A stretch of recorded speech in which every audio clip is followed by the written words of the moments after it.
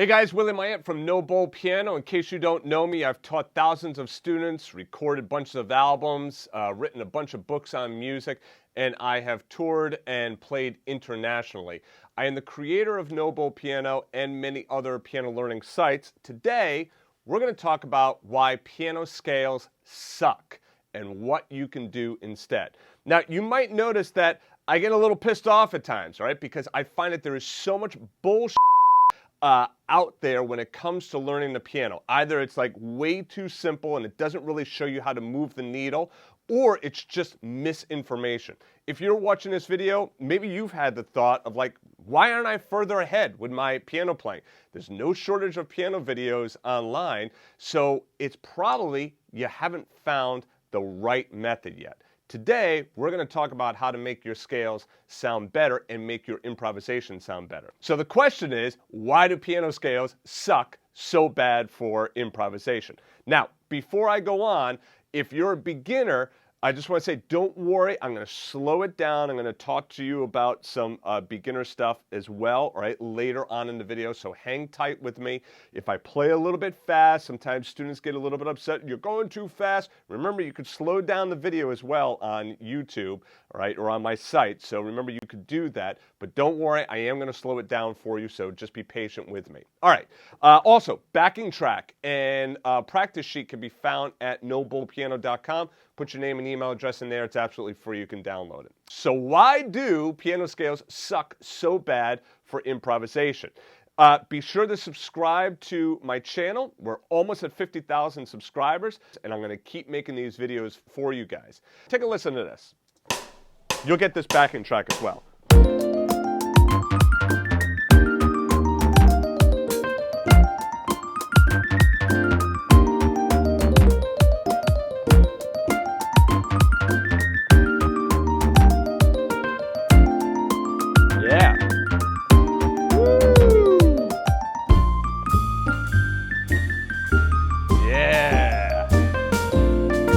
So, are you sitting there thinking like, Willie, will you stop playing that B-flat major scale up and down like that? Sounds pretty boring after a while, doesn't it? All right, to just be playing that scale over and over and over again. So this is what I've learned over, 30 years of teaching, is that so much time is devoted to learning a scale, right? Proper fingering technique, all of that stuff.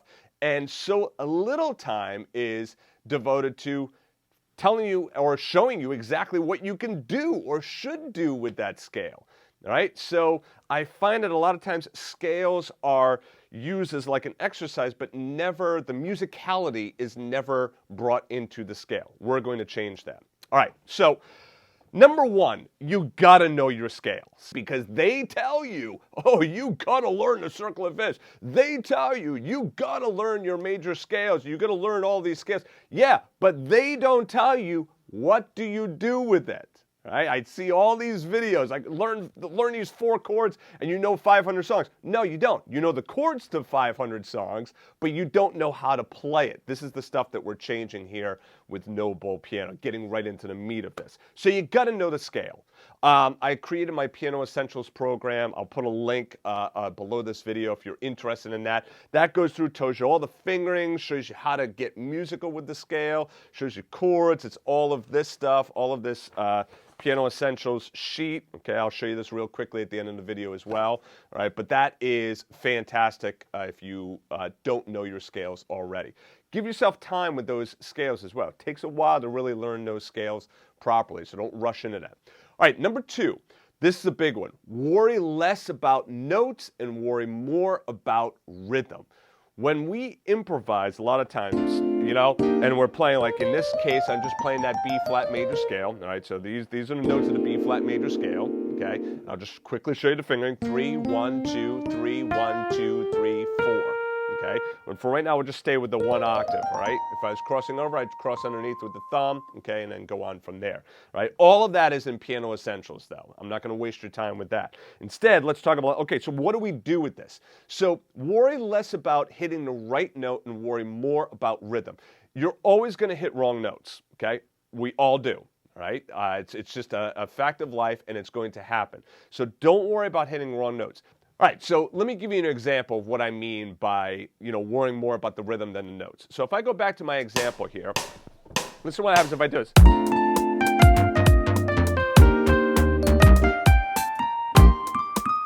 I'm so worried about what notes I'm playing that my rhythm just plain old sucks. Okay, nobody wants to hear that kind of improvisation. Whereas, listen to what happens if I do something like this.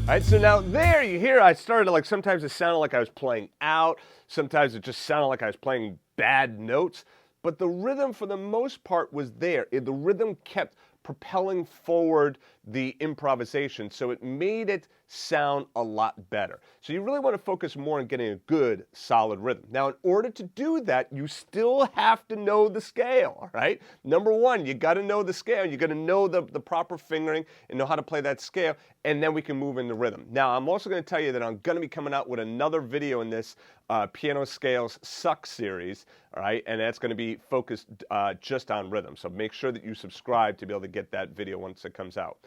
So now, number 3, this one really sucks. The fingering that you learn for the scale is not the fingering that you're going to use for improvisation.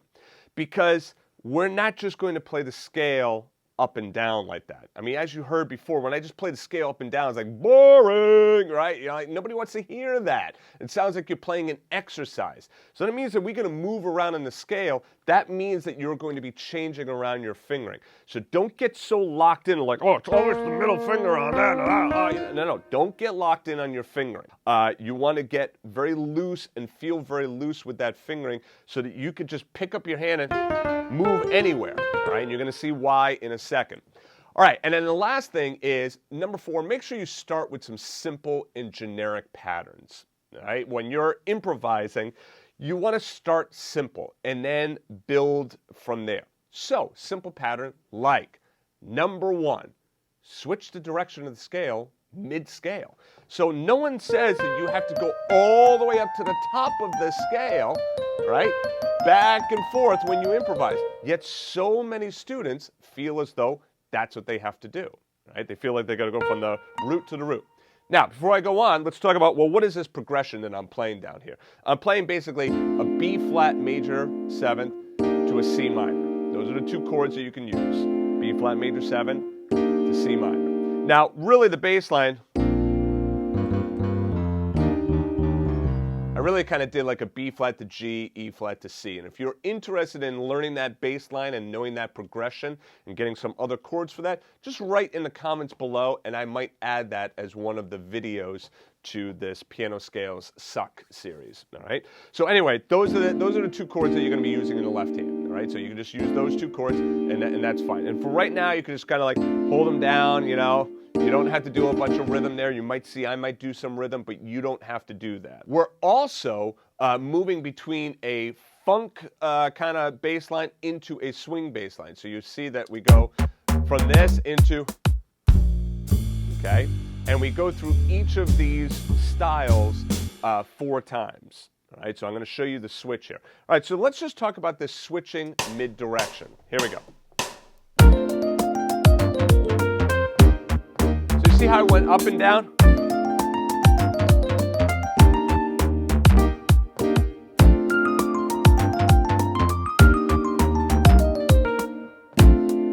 All right, you also notice I don't have to start always on the root.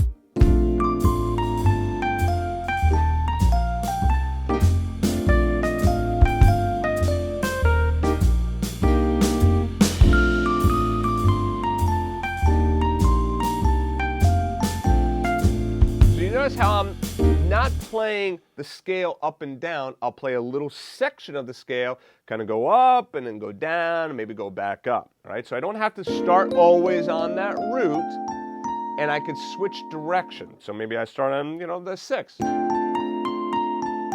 And you notice what I did there? I started with my thumb. Well, why?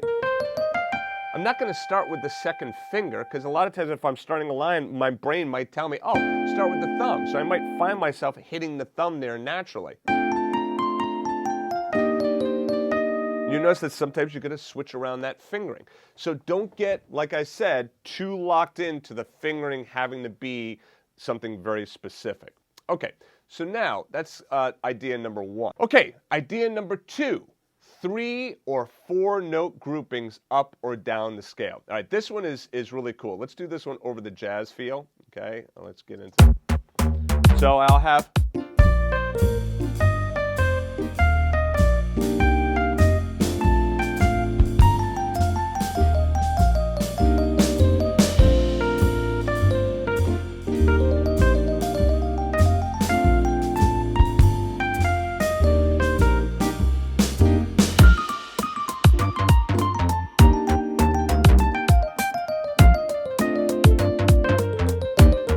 All right, so let's break down what it is I'm doing. So remember, this is the scale. You need to see this pattern. So you're going to see this as a B flat major scale.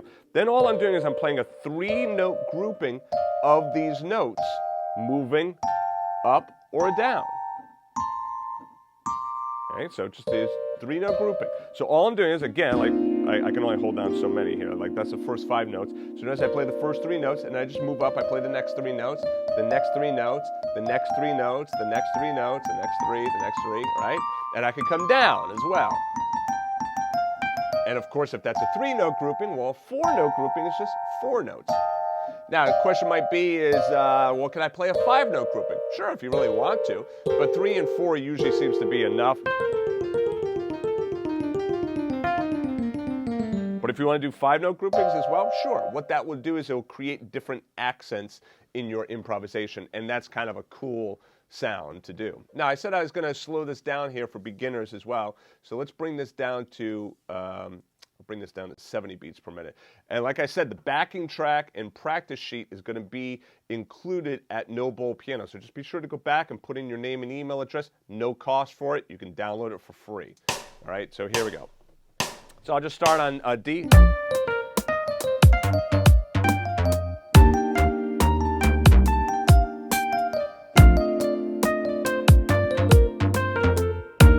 Now here you can definitely see the fingering is different. I'm using 4-3-2, 4-3-2, 4-3-2, 4-3-2. I can do 3-2-1.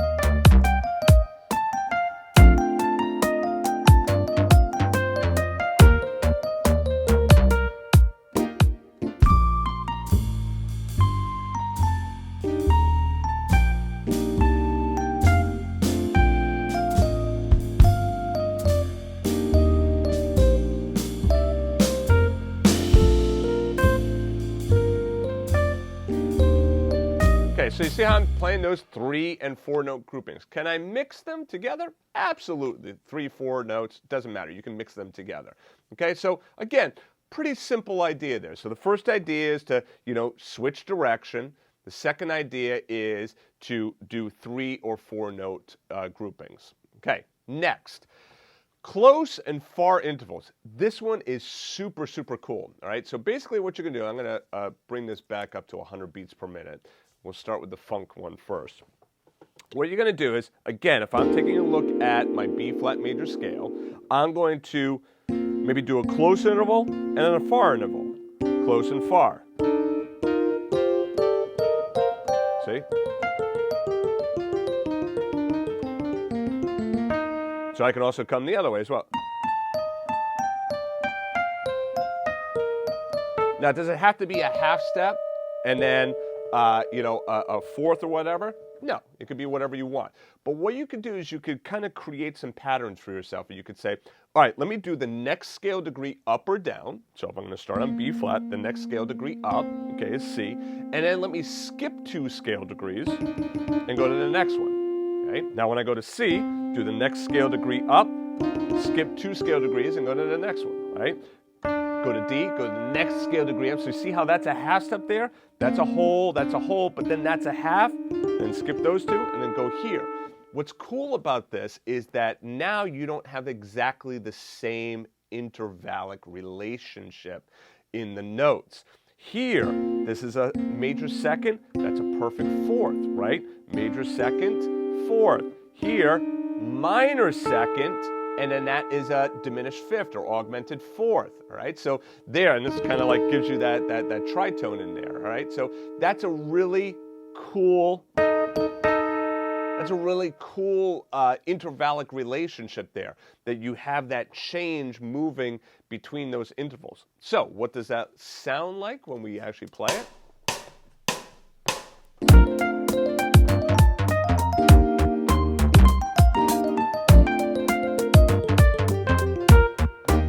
Go the other way.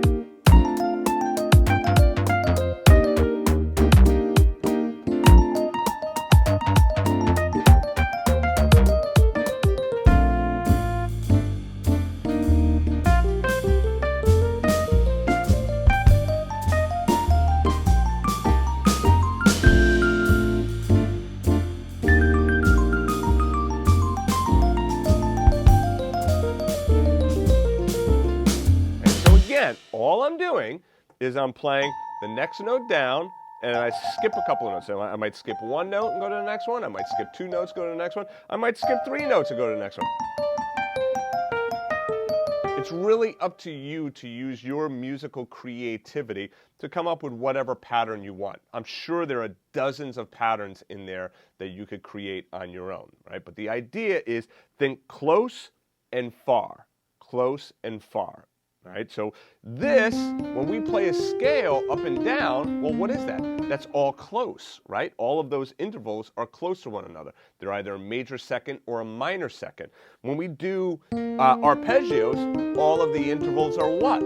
They're far from one another. They're like a minor third or a major third, right? So in this situation, we have a mixture of these intervals. But rather than thinking, oh, a mixture of an interval, do a minor second into a perfect fourth, and then this one is going to be a major second into a diminished fourth, it's too much. Instead, think simple. Think close and then far. And then that close could be like that, and far could be there. And it doesn't have to be the same intervallic relationship. Here you could do like that, but then this next one, maybe you jump all the way up here.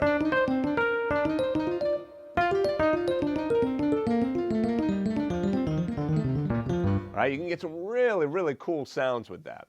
All right, so that's idea number 3. Idea number 4, scale chords. Another super powerful option that you have here. So